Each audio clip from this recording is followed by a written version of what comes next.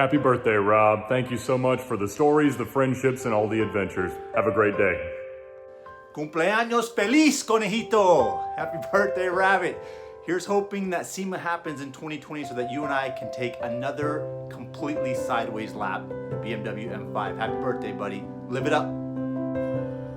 Well, there's an internet rumor that it's Rob Pitts' birthday. Now, you were great to me when I visited your shop, and hope you'll swing by and visit ours. Happy birthday, Rob.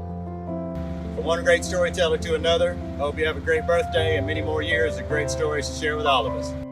Rob, what's up, man? It's Dustin from Mischief TV. Wish you a very happy birthday. Cheers, my brother. Hey, Rabbit, happy birthday from the Tiny Dancer. I wore my extra medium shirt just for you. And happy birthday from me because you're one of my idols, and I hope to meet you one day. So, yeah. Happy birthday, Rabbit. All the best to you, brother. Hope to see you soon. Happy birthday, Rabbit! Woo! We heard you got a NASCAR. Now you can get your birthday spankings.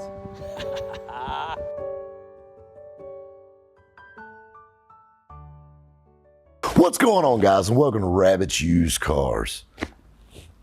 Here she is. I tell you what's crazy. I never thought in a million years that an old stock car would get as much attention as it has. Old Rusty. You know, it's so funny. I never really was big into racing. I grew up in racing, going to racetracks every weekend with my dad, drag racing back in the day.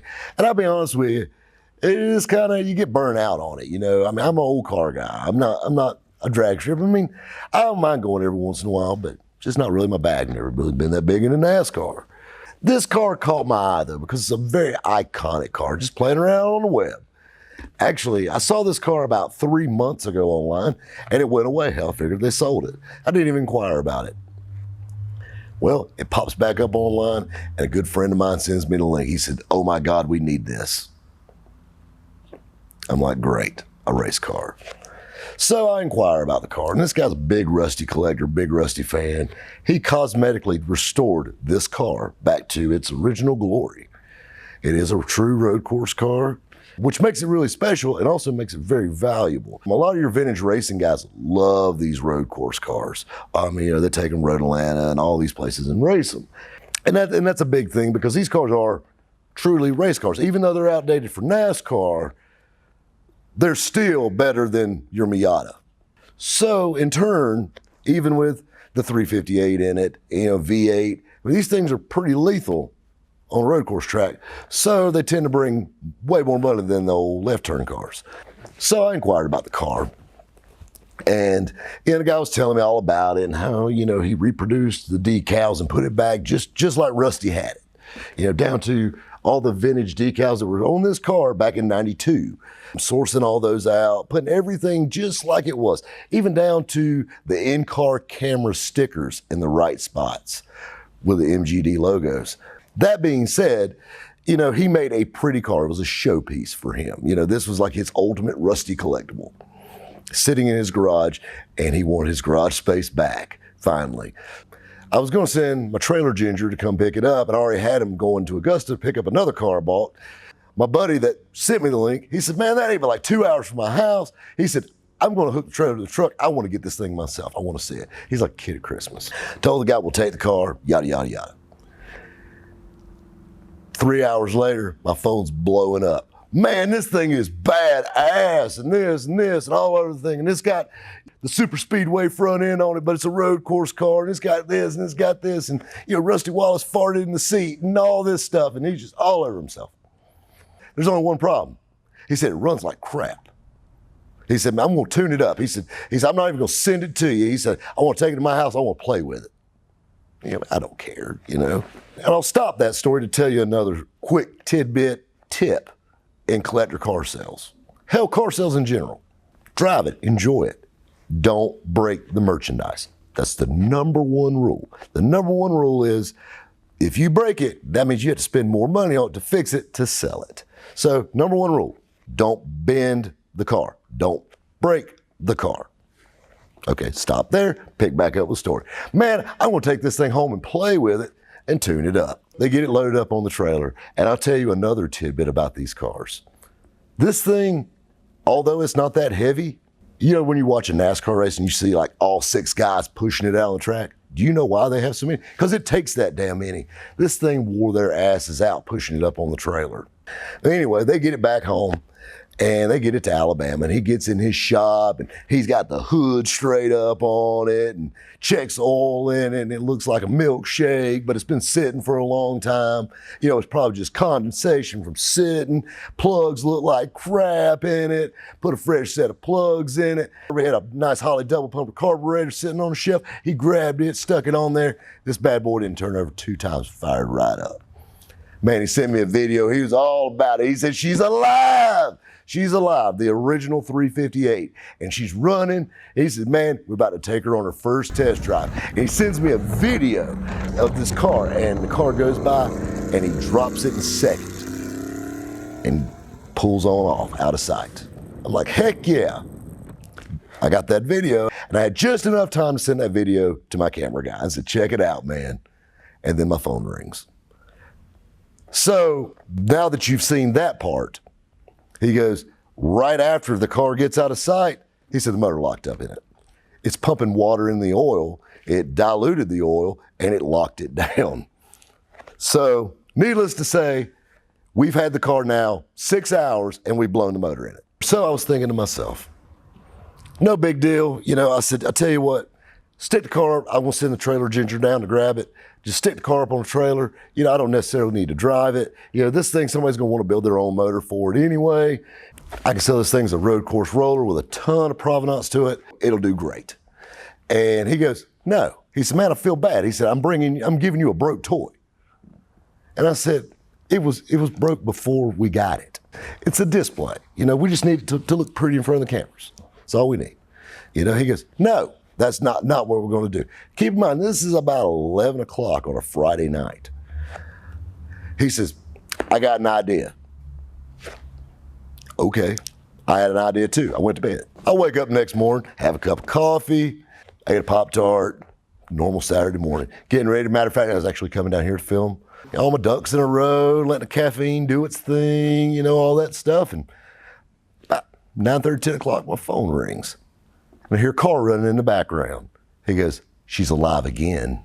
They swapped the motor overnight in this car. He had an LT1. And I know what you're thinking, LT1 like, you know, from the 70s out of a Corvette? No, an LT1 out of a shitty 4th gen Camaro. This son was converted to carbureted and they pulled out to do an LS swap on. So basically this thing's motor's been sitting in the floor. Believe it or not, this thing runs like a bat out of hell and it's geared extremely low to jump out of the hole because it's a road course car. You know, he's like, man, this thing runs, hell, it runs way better than it did with that 358 and we'll stick that LT1 in it. And he said, that way you can drive it and truly enjoy it. I'm like, whatever, bud. You know, he said, I wasn't doing nothing with this motor. He said, literally was taking up space in the back of my shop. I was looking for a reason to get rid of it. I said, great. So, Trailer Ginger comes down, picks the car up, drives the car up on the trailer, which is a lot easier than pushing it. He gets here about 6 hours later. And you know, it's you know, dusty dark outside. And he backs in the warehouse here and you know, he hops his little skinny ass in there and you know, flips all the buttons, like I said, and fires this bad boy off and backs it off the trailer. You know, and it sounded pretty good. You know, through the exhaust on the side, and you know, backs it off and sits her there. And I'm like, man, you know, I've got a running, driving road course stock car sitting in my warehouse. You know, I stood here for like 2 hours just looking at this thing and getting in and out of it and trying to figure out how I was going to get my fat ass in and out of it. And I got it down now. After a few little practice runs, I got this now. You know, it's just neat. You know, all the little tidbits and the little speed things and just little stuff. I mean, this car's paper thin. You could breathe heavy on this damn thing and damn near bend it, but especially in the right spot. But anyway, you know, and I thought it was cool. My buddy said, man, you got to drive it. Well, hell, it's dark outside. I can't drive this car. It ain't got no lights on it. You know, I'm pretty good with the boys in Greenville County, but I got a feeling me firing up a stock car at 11 o'clock at night would probably piss off some people. So the next morning, Matt, the camera guy, comes over. He sees this thing. You know, it takes him back to his NASCAR days, and he's geeking out over it. And next thing you know, the hood and the deck lid's up. Hell, he's making chassis adjustments on this thing. He said, yeah, it ain't sitting level. And, you know, he plays around with it a little bit. You know, I come out of the office, I'm sitting in the AC working on some paperwork. And He comes out, he goes, we need to take this thing for a ride. So shit, we hop in there and take it around the block. Actually, I don't think we even made it a whole block till we ran out of fuel. Can you believe he gave me did he put $5 worth of damn gas in the damn thing and send it to me? We put some more fuel in it, we zipped it around the block, and believe it or not, this bitch hits the road extremely well. This is like the biggest go-kart ever. I say this in the most sincere, nice way possible. I like to think that I've really stepped up in life. I've classed myself up, that I've made some right moves. I like to think that I've come a long way from the trailer park. I feel my credit score dropping sitting next to this damn thing. Like, it brings out that trailer park kid in me. Literally, I sat behind the wheel and drove it. I've drove this thing a combined total between running out of gas, filling it back up, and running it again. You know, like 2 miles, just zipping it around. And I'm like, ain't it cool? I catch people coming by the warehouse and they're like my stock car. You know, I thought this would be a fun flip. You know, somebody's going to really enjoy this thing, whether it be because of the provenance or, you know, to do vintage racing with it or whatever you want to do with it. Well, you know, street legal stock cars are really popular. And then I got my buddy Charlie down in Alabama who's, you know what we ought to do? You know, we got this, and this. Beep, beep, beep, beep, beep, beep, beep, beep, beep, beep. It's just in my ear. It's like the devil. Beep, beep, beep, beep, beep, beep, beep, beep, beep, beep, beep, beep. Chick shit. Beep, beep, beep. And then I posted a picture of this thing on social media.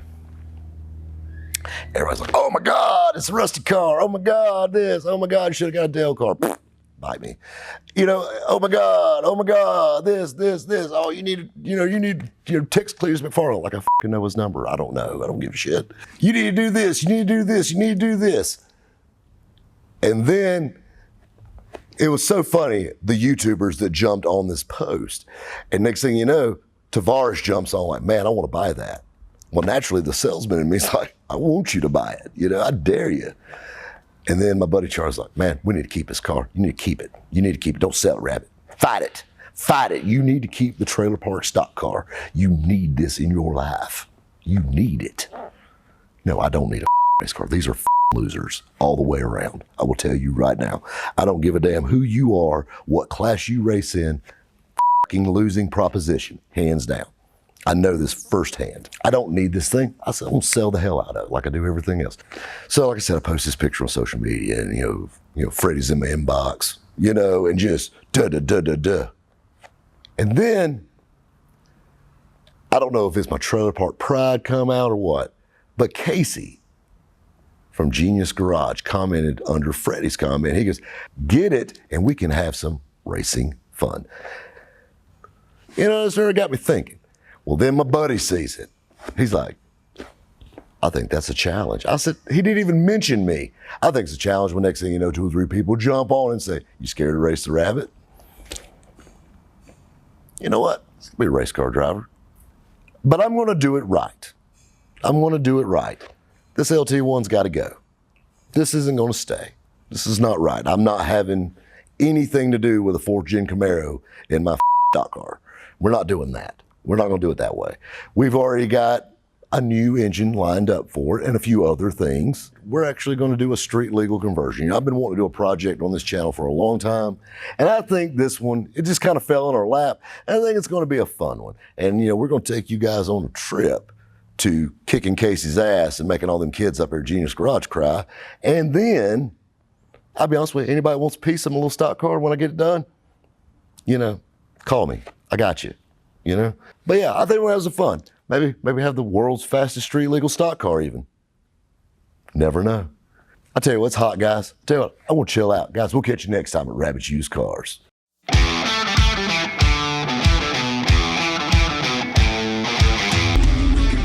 Happy birthday, Rabbit. Thank you for being so amazing and being a great mentor to me, the sales, the model, and the car world. You're amazing.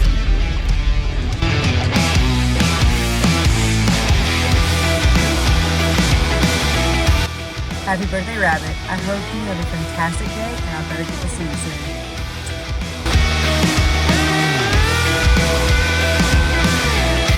Happy birthday, Rabbit. Hey y'all, Lainey 100K subscribers, and 100 is in the sights. Hey guys, it's CLT Auto Model from Charlotte, North Carolina, and I wanted to wish Rabbit a happy birthday.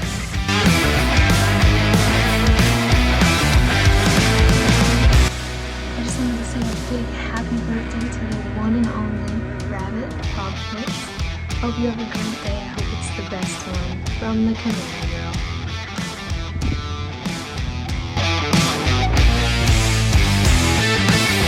Hey Rob, what's up? So little birdie told me that today might be a special day for you. Happy birthday, Rabbit. Man, you keep getting finer like wine. Rock on, brother. Hope to see you soon.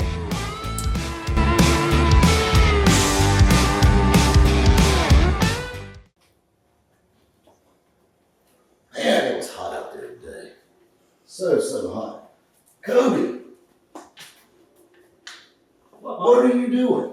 I'm watching TV, man. Hard at work, I always see. Always. By the way, happy birthday. Thank you, brother, thank you.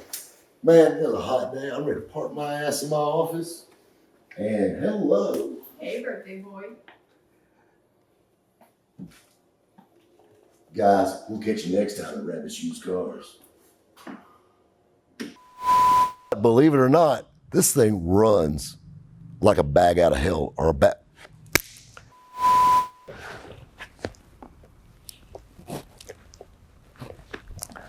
The wet spot on the floor over here, it's me. Yeah. So, glad I have that effect on you. Rob, are you gonna drive it? Number one rule, you don't hurt the talent. No. We'll stunt guy.